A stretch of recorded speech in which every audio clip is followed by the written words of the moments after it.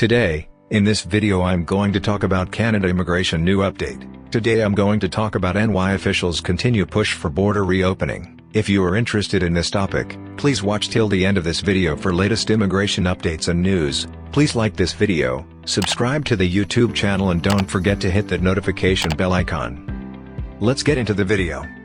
State Senator Dan Steck, R. Queensbury, sees Kathy Hochul's status as a brand new governor as an opportunity for movement on reopening travel into the United States across the northern border with Canada. At a news conference on the steps of the Clinton County Government Center last week, he pointed to Hochul's local government experience and her tenure representing a border district in Congress. He believes the federal government wants to see Hochul succeed, and posited that she is in a position to ask the federal government to figure out a way to reopen the border responsibly and quickly. A message he feels Andrew Cuomo could not deliver because of his long tenure and all his other problems. Steck further argued that it would be a good move for President Joe Biden.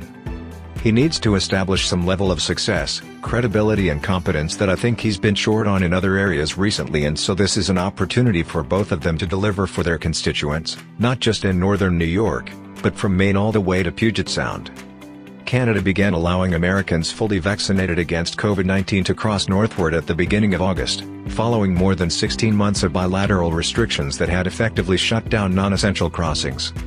But the United States did not reciprocate, instead extending the limits on southward travel through September 21. Steck has joined calls for reopening the shared boundary, including at a July press conference hosted by U.S. Senate Majority Leader Charles Schumer, DNY, at the Plattsburgh Boat Basin Marina. He said, at that event, officials had lamented the potential loss of the summer season. Now, it's post-Labor Day, Steck continued, and the closure is currently set to expire weeks before the long Columbus Day weekend, which coincides with Canadian Thanksgiving.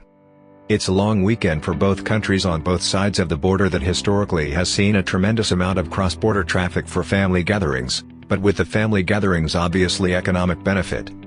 In recently sent letters, Steck pointed to the upcoming Canadian holiday when he urged Biden to let the restrictions expire on September 21 and asked Hochul to join in the effort to advocate with the Biden administration for that to happen. He acknowledged that not everyone agrees with the idea of simply opening the border. But I think what is universally shared is we can't keep saying every month, we'll let you know in 30 days, with no metrics. What are we shooting for? What are we waiting for? He said it was inexcusable that the government had not put out a plan for restarting southward travel, and likened the situation to an invisible goalpost. A few months ago, it was the Canadians that were skittish and we were talking about unilaterally reopening the border.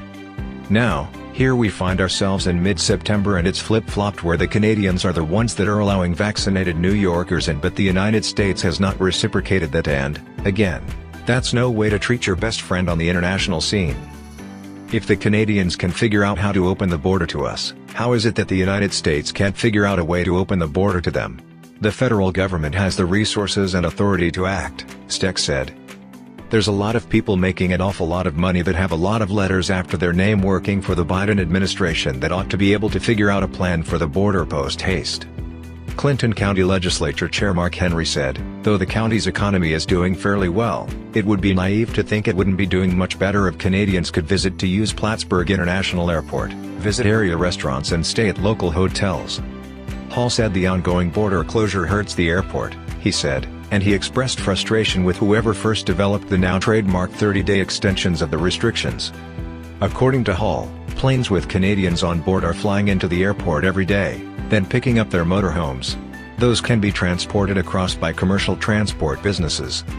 It's the people up in Canada that can afford to do that who are being allowed into the United States, but not the average working person in Canada, and it's totally wrong.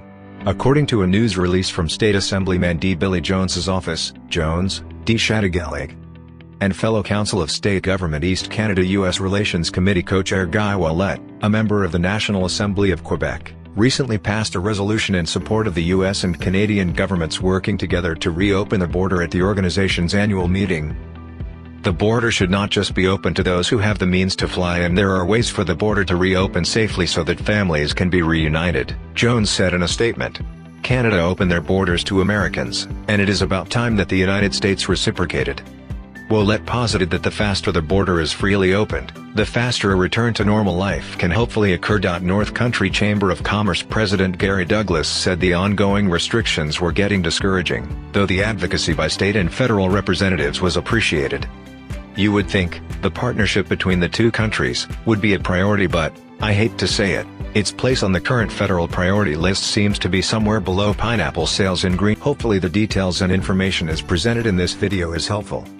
Canada Immigration News Channel will be releasing a new video when new information is available on any of these updates or requirements. If you have not subscribed, please like this video and subscribe to the channel. Don't forget to click on that notifications bell icon. See you sooner in next new immigration video.